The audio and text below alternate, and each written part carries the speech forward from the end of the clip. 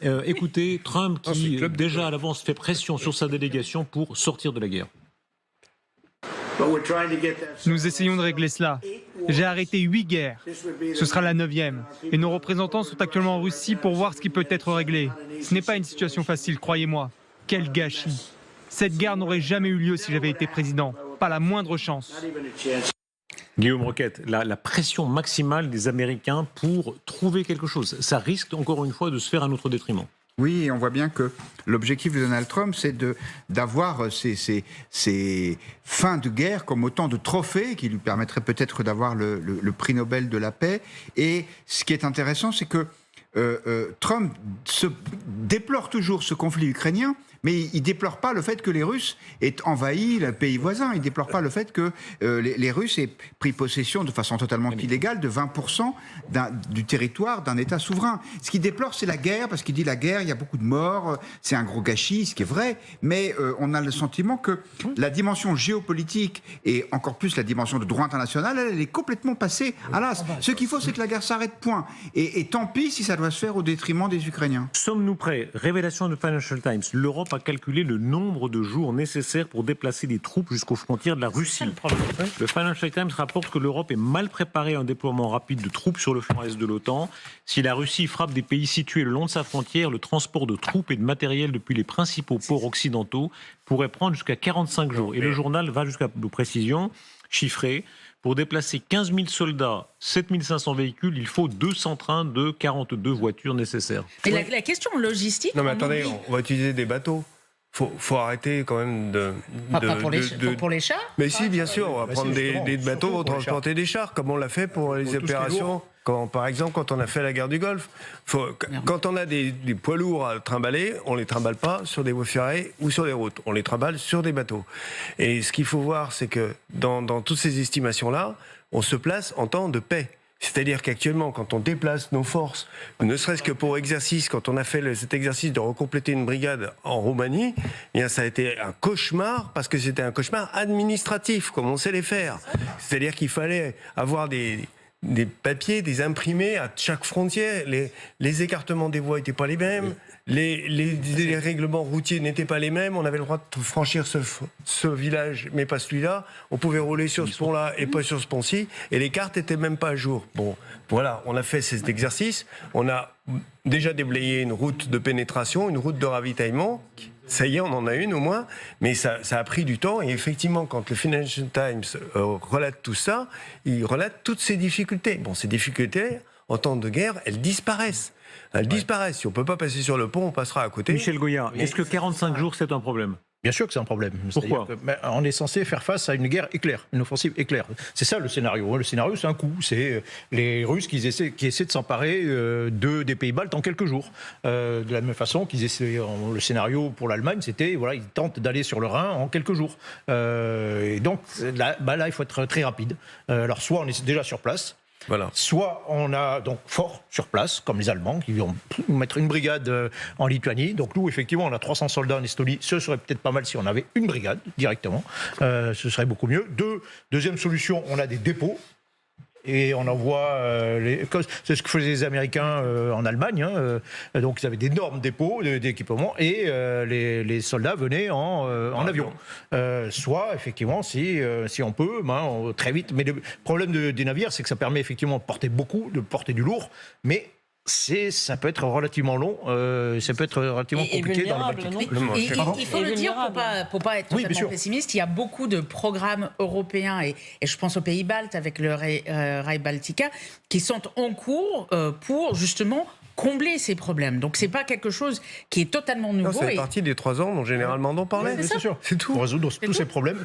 Ces problèmes, on les avait résolus pendant la guerre froide. On savait comment aller en Allemagne, où tous les axes étaient prévus, les ponts, on savait par où on allait passer, on savait que les ponts allaient pouvoir porter des porte-chars, et tout était calculé. Après, on a oublié. Et puis maintenant, il faut faire la même chose pour aller jusqu'à l'est de l'Est, en n'oubliant pas le fait qu'il y aura plein de gens qui vont essayer quand même de nous empêcher. C'est-à-dire que vous aurez des Russes, vous aurez des agents russes, etc., qui feront tout pour nous saboter et essayer de freiner notre mouvement vers l'Est. L'événement se poursuit sous nos yeux. Vous nous avez rejoint, Sergei Girnov. Merci beaucoup. Vous êtes en direct. Bonsoir, Sergei Girnov.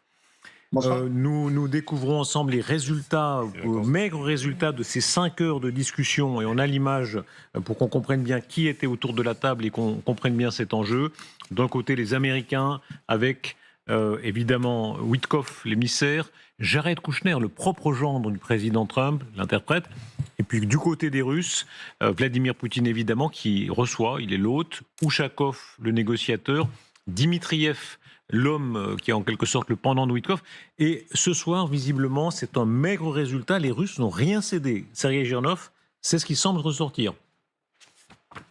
Vous savez, de toute façon, je vous le disais que Poutine n'a aucune envie de négocier quoi que ce soit. Il utilise ces négociations juste pour manipuler Trump. Donc, je suis absolument pas étonné parce que, vous vous souvenez, hier, il a organisé encore une fois la réunion avec tous les généraux. À chaque fois, quand il y a des pourparlers qui s'organisent à l'étranger, Poutine remet l'uniforme et parle aux généraux. Donc, en fait, il démontre qu'il ne veut pas conclure la paix. Vous avez remarqué aussi l'absence des ministres des Affaires étrangères des deux pays. Il n'y a ni Marco Rubio ni Lavrov qui sont présents à ces pourparlers. Donc en quelque sorte, ce sont des pourparlers commerciaux qu'organise Witkoff, un envoyé spécial, mais surtout un ami proche de Trump, et son gendre, donc de la famille Trump, et Dmitriev qui fait partie de la famille de Poutine. Donc en quelque sorte, c'est en fait sur le point de vue diplomatique, je ne m'attendais absolument à rien et ça a été confirmé. En revanche, nous ne savons pas du tout de quoi ils ont discuté ailleurs ou sur autre chose, sur tout le côté commercial. Donc ça, à mon avis, ils ont peut-être progressé, mais ils ne le disent pas. Est-ce que c'est bien joué d'un point de vue, disons, du point de vue des Russes? Regardez l'image, aidez-nous à nous commenter l'image de ce qui s'est passé ensuite. Ils ont fait, ou avant plus exactement, ils ont fait toute une promenade dans Moscou. Voilà, ça vous rappelle l'époque où vous étiez jeune agent du KGB à Moscou. Là, on est sur la place rouge. Il y a le tombeau de Lénine. Je ne sais pas si un autre monde existe, ce que Lénine pense de tout ça, qu'il voit depuis le paradis ou depuis l'enfer. C'est selon. Et regardez cette image. Je ne sais pas si vous la voyez, Sergei Girnov, où on voit. Je la vois très bien, oui. Regardez. Je vois très bien, mais vous savez, c'est quelque chose qui est tout à fait normal. D'ailleurs, ça fait partie de la propagande de Russie. Vous savez, ça me rappelle non pas les souvenirs quand j'étais officier du KGB, mais quand j'étais guide interprète pour les Français. Donc en fait, sur la place rouge, on amenait toutes les délégations pour leur montrer le mausolée Lénine, le Kremlin, le GOUM, les fameuses galeries qui sont à gauche. Là, ils sont en train de rentrer en fait au Kremlin. Donc ça fait partie du charme, en quelque sorte, des délégations qu'on balade un peu. Sergueï, c'est la fameuse chanson de Gilbert Bécaud, Mon guide, etc. Comment est-ce qu'on chante Nathalie. ça Nathalie. C'est comment, Guillaume Roquette? C'est ça. Ouais, elle avait des cheveux blonds, mon guide, Nathalie. Voilà. Elle avait des cheveux blonds, mon guide, Nathalie. Vous voyez, il connaît ses classiques, le colonel Goya. Gilbert Bécaud, oui, c'est quand même une certaine gueule.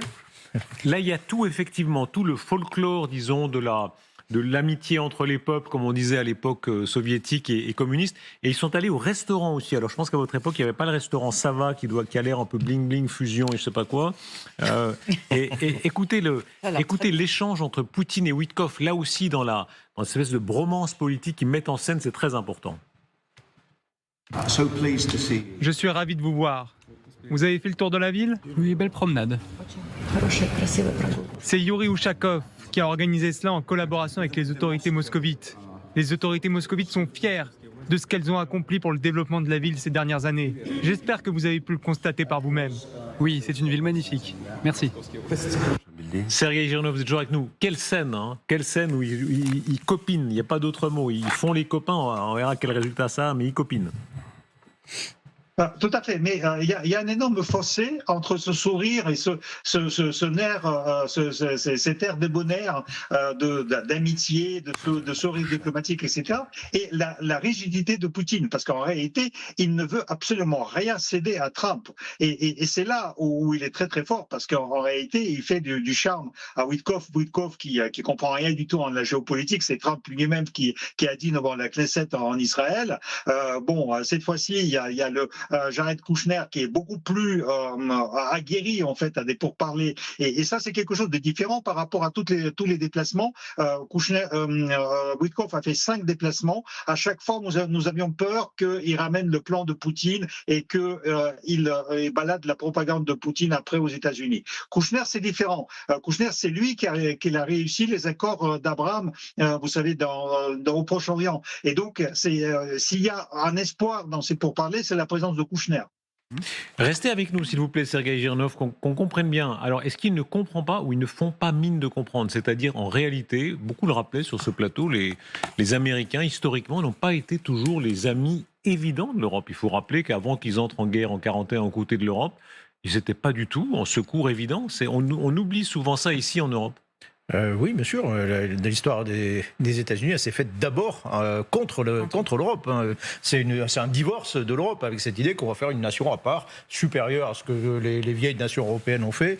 Voilà, et on s'en mêle pas. Quand il y a la Révolution française, les Français disent attendez, on vous a aidé, venez notre secours, venez nous aider. Les Américains disent non. Pas question. Il y a même ce qu'on appelle une quasi-guerre avec la France, parce que sur des questions de commerce aussi, déjà, parce que c'est pour eux, c'est dit, voilà, maintenant c'est important, ce qui est important, c'est le commerce, machin, tout ça, et puis l'Europe, vous vous débrouillez, quoi. Le patron de notre chaîne, Guillaume Debré, a écrit sur le sujet. Oui, mais donc il faut attendre, en réalité, la Première Guerre mondiale, il faut attendre que les Américains eux-mêmes soient agressés, que le commerce, encore une fois... C'est souvent le commerce. Le commerce soit attaqué pour avoir une première intervention associée. Les Américains n'étaient pas alliés, ils étaient associés aux pays européens. Il y a toujours cette idée de... Est-ce qu'on risque de revenir à ça? Vous qui êtes si anglaise, vous avez même des liens avec la famille Churchill. On oublie aussi de quelle façon, à certains moments, Roosevelt a semblé plus allié, ou en tout cas plus indulgent à Staline qu'il ne l'était par exemple à De Gaulle. Oui, absolument. Et d'ailleurs, les Russes le rappellent aujourd'hui dans la presse russe ces derniers jours. On a beaucoup parlé des alliances historiques entre la Russie et les États-Unis, alors que les Européens étaient tous en train de sombrer dans le nazisme, donc ils oublient toute la résistance, ils oublient tout. On était tous des nazis. Ils oublient surtout l'alliance Hitler-Staline. Et alors là, ça n'a jamais existé. Mais bon, et donc on voit que les Américains, vraiment, les Russes sont en train d'appuyer sur ce concept que l'on voit en train de se mettre en place. Là, vous avez posé une question, que penserait Lénine de tout ça?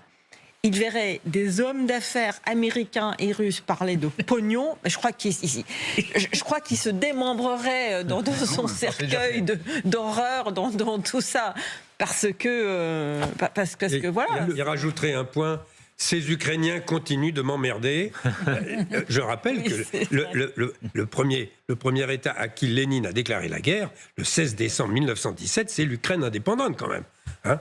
Donc, le pragmatisme des Américains, qui ont même soutenu certains Américains, dont le grand-père Kennedy, ont soutenu les nazis très lents. Ils étaient assez philo-nazis. En réalité, notre vision un peu irénique des Américains qui sont toujours dans le camp du bien, c'est souvent plus compliqué que ça. Oui. Attention, hein, le plan quinquennal de Staline, c'est quand même très largement des ingénieurs américains, etc. Il y avait le fameux Hammer. Qui organisait tout un immense trafic de toutes sortes de choses avec les soviétiques, dès le début, plus des banquiers américains qui finançaient, etc. Donc non, il y avait des relations, et d'ailleurs, c'est quand même impressionnant. Il faut quand même jamais oublier que s'il n'y a pas Pearl Harbor, est-ce que Roosevelt va arriver à faire entrer son pays dans la guerre? C'est pas sûr. Hein? Je parle en tremblant devant Stéphane Courtois qui a écrit une magistrale biographie de Lénine, mais on lui prête cette phrase, les capitalistes nous vendront la corde pour les pendre. Et peut-être qu'il pense à ça, Lénine, quand il voit ce qui est en train de se passer. C'est-à-dire Poutine y pense aussi maintenant. Oui, sans doute, effectivement. Poutine y pense aussi, et en ça n'a pas changé. C'est vrai que c'est tout le logiciel européen qui doit être complètement remis à zéro, parce que les Américains reviennent dans ce qui était finalement leur position naturelle, c'est-à-dire une forme d'isolationnisme qu'ils ne rompent que quand leurs intérêts sont en jeu.